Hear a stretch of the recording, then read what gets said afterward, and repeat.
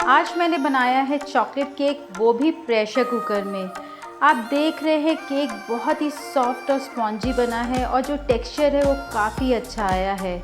इसे बनाने में ना तो मैंने मैदा का यूज़ किया है, ना ही कोको पाउडर और ना ही कंडेंस मिल्क का यूज़ किया है। तो चलिए इसकी रेसिपी को देखते हैं। तो केक बनाने के लिए सबसे पहले हम नमक को हीट कर लेते हैं। तो यहाँ पर मैंने 5 लीटर प्रेशर कुकर लिया है। जब भी आप केक बनाएं तो थोड़े हाइटेड प्रेशर कुकर ही लीजिए, या कोई भी पैन आप ले सकते हैं, लेकिन वो हाइट वाला होना चाहिए। और अब इसमें हम डालते हैं नमक। ये नमक मैंने पहले भी यूज़ किया था, इसलिए इसका कलर चेंज हो गया है। और अब हम इसके बीच में रखते हैं एक स्टैंड। और अब हमें नमक को बिल्कुल अच्छे से हीट करना है, तो हम यहाँ पर इसे इस तरीके से ढक देते हैं। हमें प्रेशर कुकर को पूरा नहीं ढकना है और इसे हम 8 से 10 मिनट तक गर्म होने देते हैं। तो जब तक हमारा नमक गर्म हो रहा है तब तक चलिए हम ड्राई इंग्रेडिएंट्स को भी मिक्स कर लेते हैं। तो मैंने ये बोल लिया है और इसके ऊपर हम चन्नी रखते हैं। और आज हम बनाने जा रहे हैं आटा से केक। तो इसमें हम डालते हैं 100 ग्राम्स आटा। कप में देखेंगे तो मैंने 3/4 कप आटा लिया है। और अब इसमें हम डालते हैं आधा चम्मच बेकिंग पाउडर और आधा चम्मच बेकिंग सोडा भी डाल देते हैं। और सभी को अच्छे से हम एक बार छान लेंगे। तो मैंने ये ड्राई मिक्सचर को छान लिया है और अब इसे हम मिक्स कर लेते हैं। और हम यहाँ पर कोको पाउडर का यूज़ नहीं कर रहे हैं, तो मैंने यहाँ पे ये डार्क ओरियो बिस्किट लिया है। आप कोई भी चॉकलेट बिस्किट ले सकते हैं। ओरियो बिस्किट का जो कलर होता है काफ़ी डार्क आता है, इसलिए मैं इसे ले रही हूँ। और इसे अब हम एक बार ग्राइंड कर लेते हैं। तो हम सभी बिस्किट्स को डालते हैं जार में। और यहाँ पर मैंने क्रीम नहीं निकाला है बिस्किट का, हम क्रीम सहित ही इसे ग्राइंड करेंगे। और चलिए अब इसे हम ग्राइंड कर लेते हैं। और आप देख रहे हैं बिल्कुल फाइन पाउडर बन गया है। तो हम 1/2 कप यहाँ पे पाउडर का यूज़ करेंगे। और अब इसमें हम डालते हैं ओरियो का पाउडर। हम यहाँ पे 50 ग्राम्स ओरियो का पाउडर डाल रहे हैं और चुटकी भर नमक डालेंगे स्वीटनेस को बैलेंस करने के लिए। बहुत ज़्यादा नमक नहीं डालना है। और सभी ड्राई इंग्रेडिएंट्स को हम अच्छे से मिक्स कर लेते हैं। तो ये हमारा ड्राई मिक्सचर रेडी हो गया है। और चलिए अब हम सभी वेट इंग्रेडिएंट्स को भी मिक्स कर लेते हैं। और वेट इंग्रेडिएंट्स को मिक्स करने के लिए हम बोल में डालते हैं 1/3 कप चीनी। ग्राम्स में देखेंगे तो मैंने यहाँ पे 60 ग्राम्स चीनी लिया है। मैंने यहाँ पे शुगर ग्रैन्यूल्स लिया है, आप यहाँ पे पीसी हुई चीनी भी ले सकते हैं। और साथ ही साथ इसमें हम डालते हैं तेल। 1/4 कप तेल डाल रहे हैं। और ग्राम्स में देखेंगे तो मैंने यहाँ पे 40 ml तेल लिया है। चीनी और तेल डालकर हम एक बार अच्छे से विस्क कर लेते हैं। तो 2 मिनट हो गया है विस्क करते हुए। और अब इसमें हम डालते हैं विनेगर। हम यहाँ पे 1/2 टीस्पून विनेगर डालेंगे। एक बार अच्छे से मिक्स कर लेते हैं। मैंने यहाँ पे विनेगर का यूज़ किया है। अगर आपके पास विनेगर नहीं है तो आप लेमन जूस का भी यूज़ कर सकते हैं। सेम क्वांटिटी में ही आपको लेमन जूस डालना है। थोड़ा सा मिक्स करने के बाद अब इसमें हम डालते हैं दूध। मैंने यहाँ पे 1/2 कप दूध लिया है। दूध डालकर हम अच्छे से मिक्स कर लेते हैं। इसे हम तब तक मिक्स करेंगे जब तक कि चीनी अच्छी तरीके से घुल ना जाए। चीनी अच्छे से घुल गई है। और अब इसमें हम डालते हैं 1 चम्मच वनीला एसेंस। इससे टेस्ट और फ्लेवर दोनों ही बहुत अच्छा आएगा। और एक बार मिक्स कर लेते हैं। और अब इसमें हम डालते हैं सभी ड्राई मिक्सचर और सभी को बिल्कुल अच्छे से हम मिक्स कर लेते हैं। तो आप देख रहे हैं मिक्सचर अभी थोड़ा सा ड्राई है।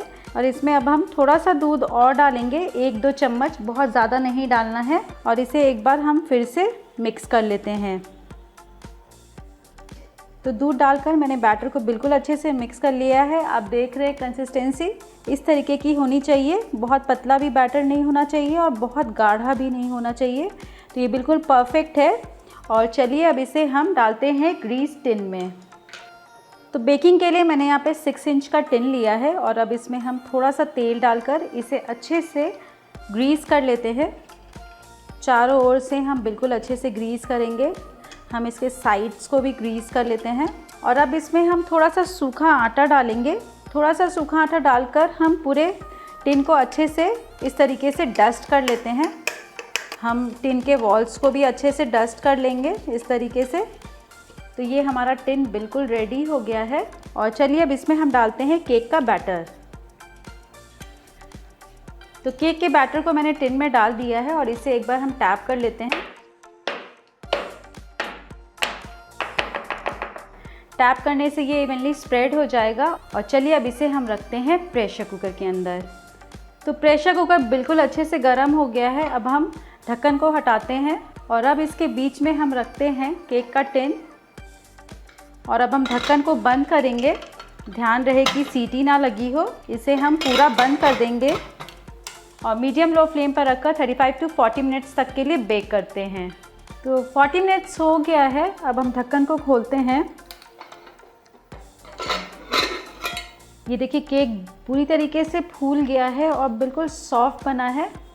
और इसे अब हम जेंटली प्रेशर कुकर से बाहर निकालेंगे और केक को अब हम रखते हैं रैक पर और इसे अब हम थोड़ा सा ठंडा होने के लिए रख देते हैं। केक थोड़ा ठंडा हो गया है। अब हम साइड्स को थोड़ा सा स्क्रैच कर लेते हैं और केक को अब हम रैक के ऊपर उल्टा करेंगे। थोड़ा सा टैप कर लेते हैं और ये देखिए हमारा बिल्कुल सॉफ्ट स्पॉन्जी केक बनकर रेडी हो गया है। बहुत ही सॉफ्ट बना है और अब इसे हम सीधा कर लेते हैं। काफ़ी सॉफ्ट बना है और अब हम चलिए इसे डेकोरेट करते हैं। तो डेकोरेशन के लिए मैंने यहाँ पे न्यूट्रल जेल लिया है और न्यूट्रल जेल में हम थोड़ा सा वाइट कलर डालते हैं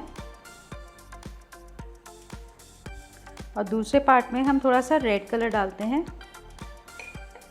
वाइट कलर वाले जेल को हम बिल्कुल अच्छे से मिक्स कर लेते हैं। अगर जेल काफ़ी गाढ़ा है तो इसमें आप थोड़ा सा पानी ऐड कर सकते हैं। हम इसमें 2 से 3 बूंद पानी डालेंगे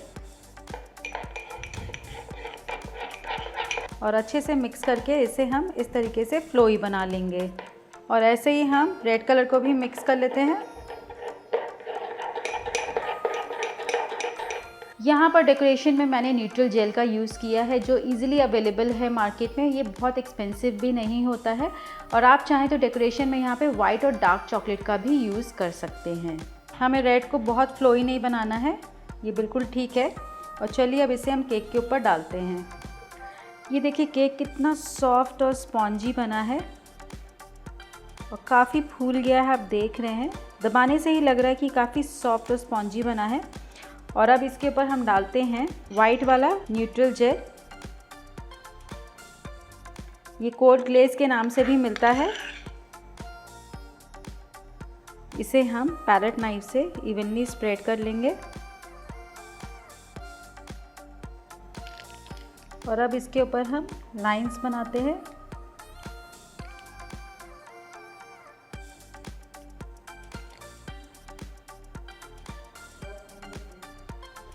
और अब हम टूथपिक से इस तरीके से केक के ऊपर डिज़ाइन बना देते हैं।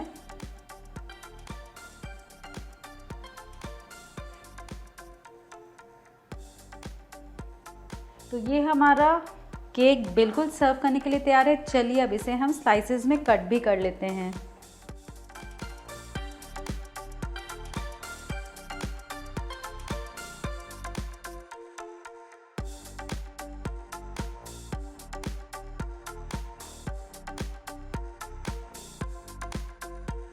तो फ्रेंड्स कैसी लगी आपको ये रेसिपी कमेंट ज़रूर कीजिए। वीडियो को लाइक कीजिए, रेसिपी को फैमिली और फ्रेंड्स के साथ ज़रूर शेयर कीजिए और मेरे पेज को फॉलो कीजिए।